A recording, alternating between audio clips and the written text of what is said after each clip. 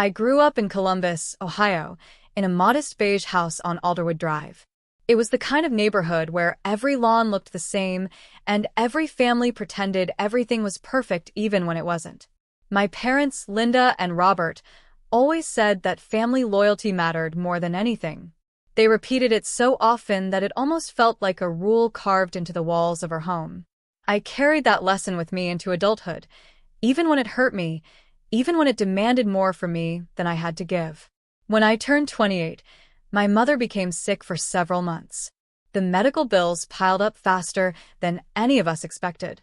My father's retirement savings couldn't handle the weight, and my siblings lived far away, always too busy to help.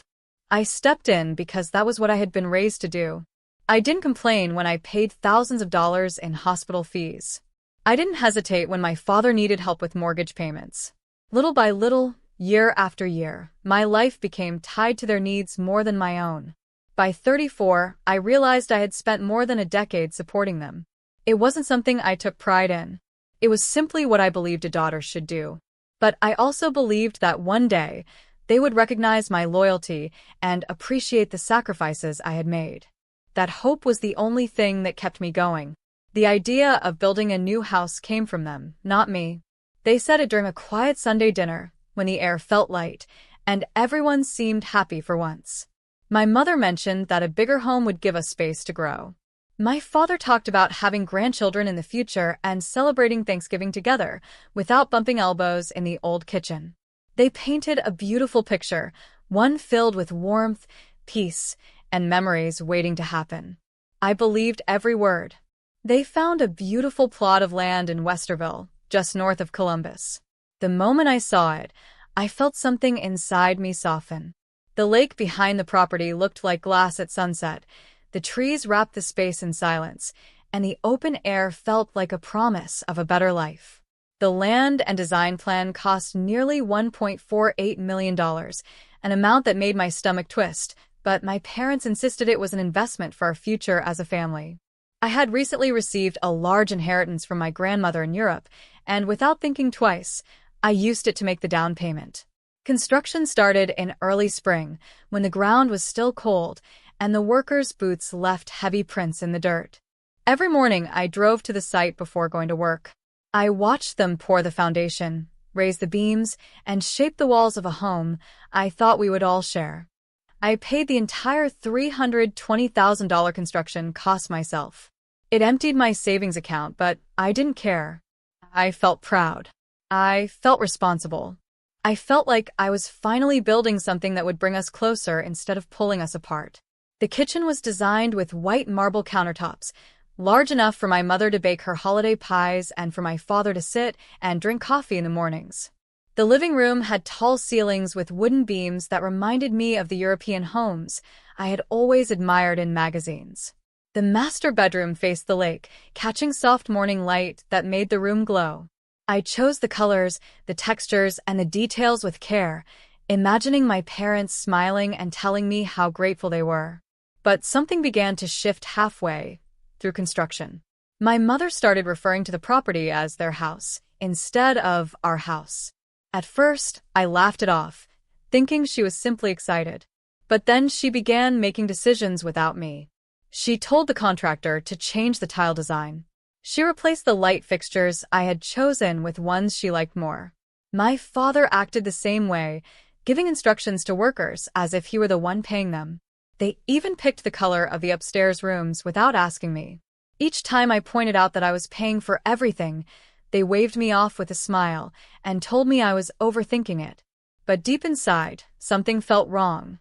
The uneasiness grew heavier with every decision they made without me. The house still looked beautiful, but the feeling of belonging slowly slipped away. Still, I kept going. I told myself that families argued, families misunderstood each other, and families fix things. I believed the house would heal us once it was finished. I held on to that belief with every ounce of strength I had left. Finally, after months of long days and expensive bills, the construction company handed me the keys. I stood in the driveway with the wind brushing against my hair, holding the metal keys like they were the final piece of a long dream. My parents stood behind me, smiling, but something in their smiles felt heavy, almost calculated.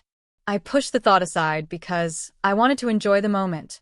As we stepped inside for the first time, I imagined holidays around the dining table, cozy nights in the living room, summers by the lake, and ordinary days filled with peace.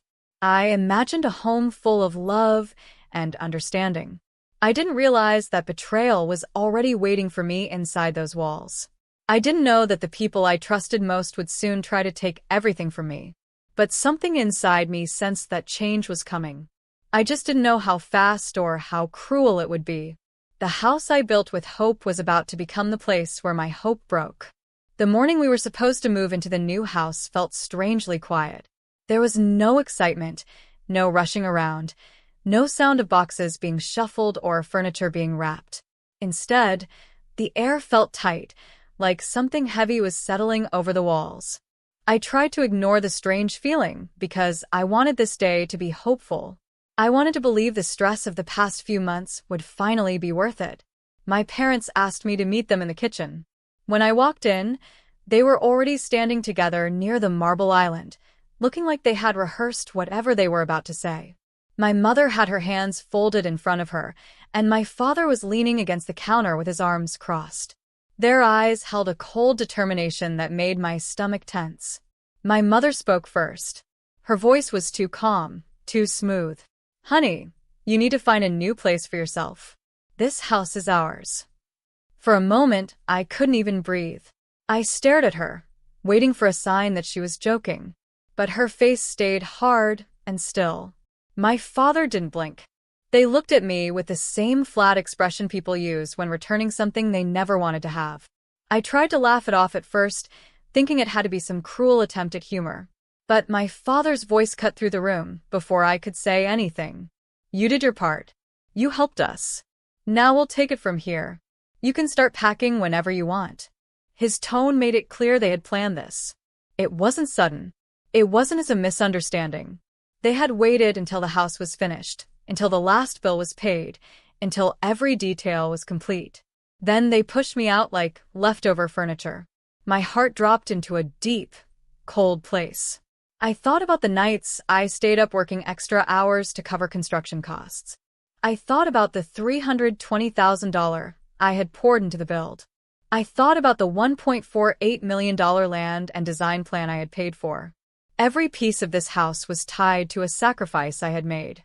And yet they stood there acting like I was only a helper, someone who had simply done a favor and was no longer needed. I finally asked them why they believed this was fair. My mother shrugged like she was discussing something simple. "You're young. You can start over somewhere else. We need this more than you do. Start over." As if money grew like weeds in the backyard. As if years of savings, work, and stress meant nothing. As if I didn't deserve the home I had built with my own hands, my own tears, my own future. It dawned on me then. They never saw me as a partner in this plan. They saw me as a bank account, a tool, a resource to be used until it ran dry. They thought the title parents gave them the right to take everything from me just because I loved them. But they made a mistake, a big one. The kind of mistake that cannot be undone with guilt, tears, or excuses. They forgot the paperwork. They forgot the law. They forgot that the land contract had my name only. They forgot that the construction agreement listed only me as the owner and payer. They forgot that they had never finished the legal steps to put the house in their names. They thought controlling me emotionally would be enough. They thought they could twist my heart the same way they had done for years. My father stepped closer, lowering his voice like he wanted to intimidate me. "There is no reason for you to stay here. This place is for us. You can come visit on holidays if you want." In that moment, something inside me snapped, not loudly but quietly, like a string pulled too tight for too long. I felt a wave of clarity wash over me. I wasn't afraid. I wasn't confused. The heavy fog in my chest lifted, and everything became sharp and bright. My hands were shaking, not from fear, but from something I had never allowed myself to feel around them, strength. I stepped back from them, opened the back door, and walked out onto the porch. The cold air hit my face, clearing the last bit of shock from my mind. I stood there with the new house behind me, the house I had built, the house they had tried to steal. My phone felt heavy in my hand as I unlocked it. There was a number I had saved months earlier when I first started the building process. A local officer who had explained the legal steps of ownership to me. He had told me to call him if I ever needed help protecting my rights. At the time, I didn't think I'd ever use it. But now his name stared at me from the screen like a lifeline. I pressed call. The conversation lasted less than half a minute. I explained everything: the ownership, the payments, the documents, and the fact that two people were refusing to leave my property. The officer's voice stayed calm. He told me to wait outside and not re-enter the house until help arrived. When I hung up, I felt my heartbeat change. It wasn't racing anymore. It was steady, controlled, certain. I looked through the kitchen window and watched my parents pacing and arguing with each other. They still thought they had won. They still believed I would accept their decision. They still believed I was the same obedient daughter who would hand over anything they demanded. But they had no idea that their power over me was gone. Not weakened, gone. Inside that house, they believed everything belonged to them. Outside on the porch, I finally understood the truth. Everything belonged to me. 10 minutes later, I heard the sound of police cars turning into the driveway. And for the first time in my life, I didn't feel small. I didn't feel scared. I felt ready. The minutes after I made that call felt longer than any hour I had lived through. I stood on the back porch, the cold air brushing against my skin, my heart beating so steadily it almost felt unreal. Inside the house, I could hear my parents' voices echoing through the kitchen. They had no idea what was coming. They thought I had walked out to calm down or collect myself. They thought their control over me was as strong as it had always been. But something inside me had changed. Their voices no longer held the power they once did. The weight of their expectations, their guilt, their demands, everything they had used to control me for years, had fallen off me like broken chains. For the first time in a long time, I felt like I could breathe without asking permission. The driveway was quiet, the lake behind the house perfectly still, reflecting the early afternoon sun like a mirror. I stood there waiting, staring at the road. I didn't know what would happen next, but I knew the law was on my side. The officer on the phone had said to stay outside, to keep calm, and to trust the process. And for once, I did. 10 minutes passed, then I heard the soft hum of engines. The sound grew louder, rolling over the gravel driveway like a slow wave. When the police cars finally appeared through the trees, I felt a strange mixture of relief and disbelief. 2 vehicles pulled in first, then a third behind them. The lights weren't flashing, but their presence was strong enough to make the air around me thicken with tension. 5 officers stepped out, their uniforms crisp in the sunlight. Their badges caught the light the same way the lake did, bright and sharp. As they walked toward the house, my parents finally noticed the sound.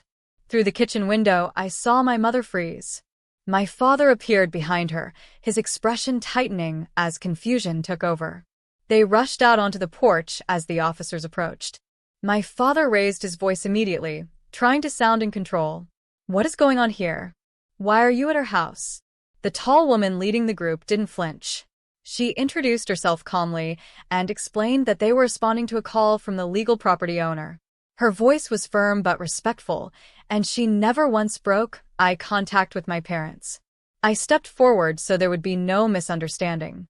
"My house," I said quietly. "I called." My mother whipped around as if I had stabbed her.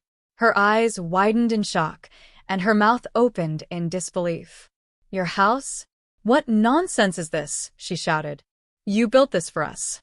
You said." I cut her off by handing the officer the folder I had prepared months ago. Ownership documents, payment records, permits, receipts, bank statements, everything with my name alone. The officer flipped through the pages quickly, nodding as she scanned each signature. My mother's voice started to tremble. She grabbed my father's arm and whispered something, but he shook his head, his face turning pale. He stepped forward, trying to argue with the officer, insisting that the house was meant for them. He talked fast, trying to sound reasonable, but every sentence cracked under the weight of the truth. The officer held up the documents. "Sir, "The legal owner is clearly listed here," she said. "You do not have the right to remain on this property without her permission." My mother exploded. She began shouting that I was ungrateful, that no daughter would ever treat her parents like this, that the house was their dream home, not mine. She accused me of betraying them, abandoning them, humiliating them. Her words came out like broken glass, sharp and wild.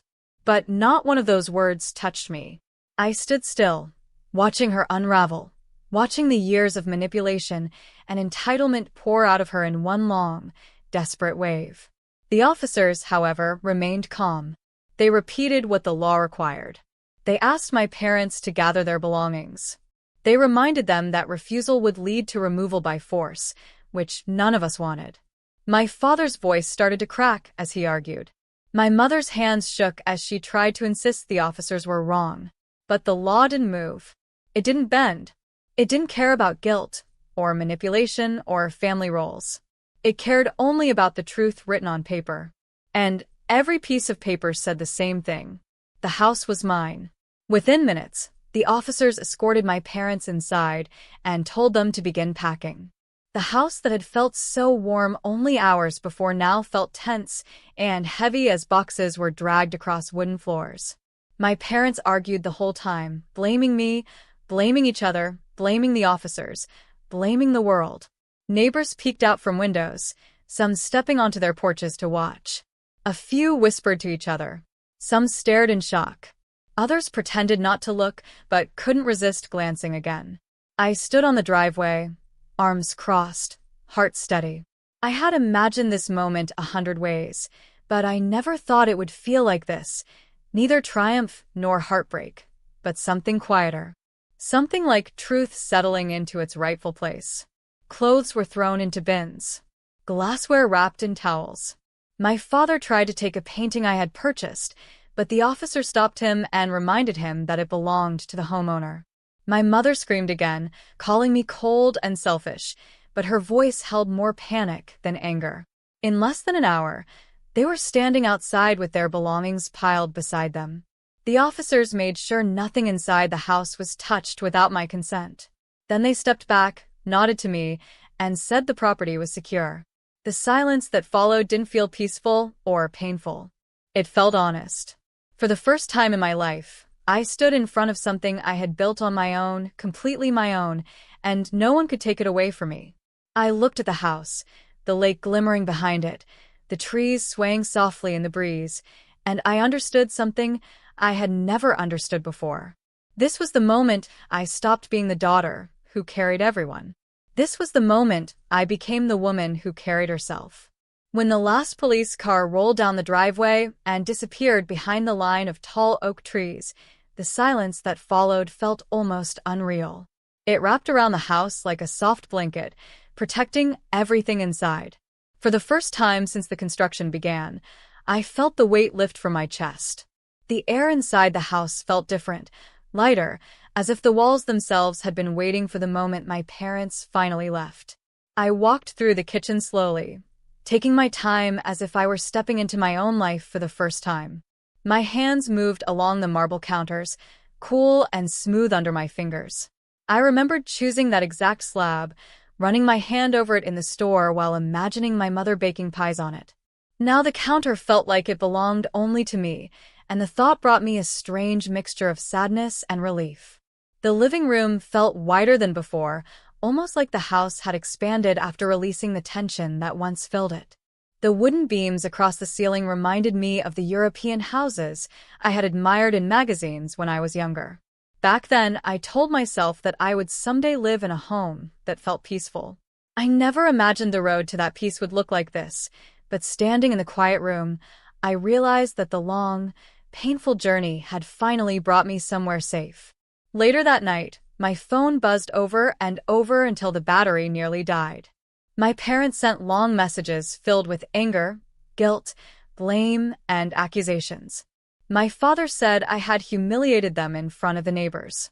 My mother insisted that the house was only temporarily mine and that she had planned to leave it to me someday. Anyway, as if that erased everything they had done. The messages came in waves, some furious, some begging, some pretending nothing had happened at all. I didn't respond to any of them. Instead, I sat outside on the porch swing, overlooking the lake. The moon reflected on the still water like a silver coin resting on black glass.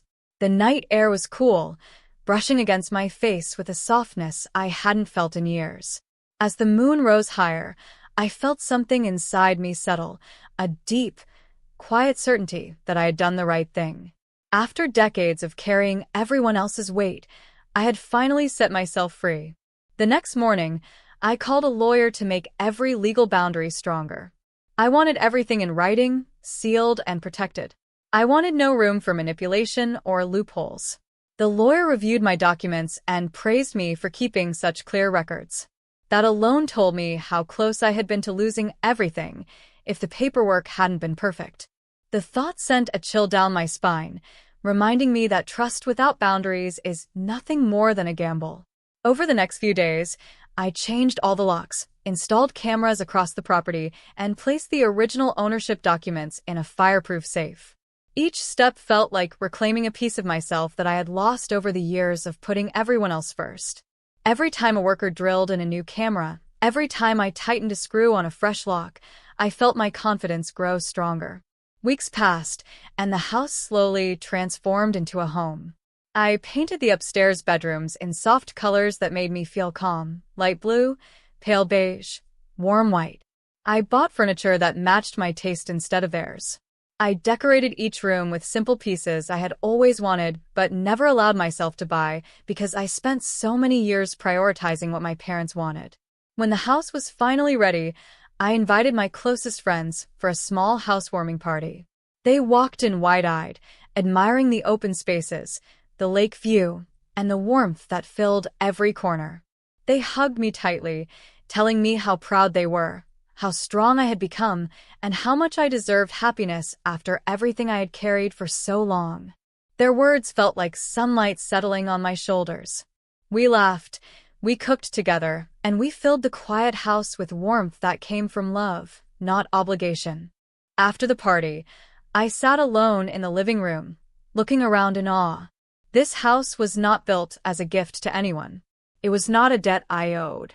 It was not a sacrifice for someone else's comfort. It was the result of years of hard work, long nights, and painful lessons. It stood tall because I had stood tall. It belonged to me because I had finally chosen myself. One evening, I carried a blanket and a cup of warm tea to the edge of the lake. The sunset stretched across the water in shades of orange, gold, and red, painting the surface with colors that looked almost unreal. I watched the reflection shift slowly as the last of the light faded behind the trees. The air smelled like pine and wet earth, and the quiet was so complete that I could hear my own breathing. As I sat there, I thought about everything that had happened, years of giving, years of being used, years of believing that love meant sacrifice even when the sacrifice was only one-sided. My parents had tried to take the house from me, but in the end, they gave me something far more powerful. They gave me clarity. They showed me the truth I had avoided for years. They forced me to see that my life would never change unless I changed it myself. And I did. In that moment by the lake, the last piece of fear inside me finally dissolved. I realized that I didn't lose a family. I simply stepped away from people who never treated me like one. What I gained was something deeper, a home, a life, a peace that no one could take from me. Everything changed the day I stopped being the family wallet and became my own protector. And the house standing tall at the edge of Westerville, glowing under the soft evening light, was the proof of that transformation. It wasn't just a house anymore. It was my life. It was my independence. It was my beginning.